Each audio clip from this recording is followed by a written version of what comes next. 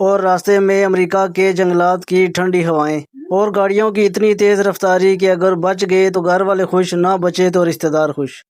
السلام علیکم دوستو، میں آپ کا بھائی سید مظفر جعفری۔ ہمیشہ کی طرح آج بھی صبح کا آغاز اپنے پروردگار کے بابرکت نام سے۔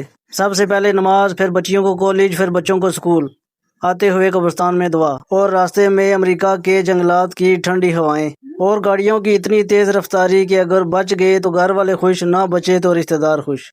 واپس آ کے ناشتہ کیا تو بیگم نے بتایا کہ بڑی بچی کے کالج کی فیس کی آخری تاریخ آن پہنچی۔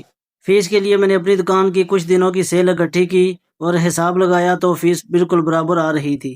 خدا کا شکر ادا کیا اور فیس دینے کالج پہنچ گیا۔ پھر واپس آ کے دوسری بیٹی کے کالج میں داخلہ فیس بھجوانے کی آخری تاریخ پتہ کی۔ انہوں نے کہا کہ آخری تاریخ کل ہے۔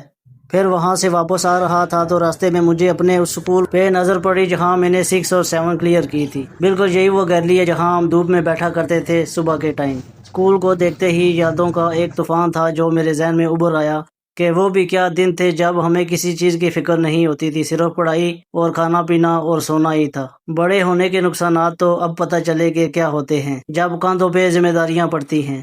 ویڈیو پسند آئی تو لائک کریں، چینل کو سبسکرائب کریں اور اپنا خیال رکھیں۔ خوش رہیں۔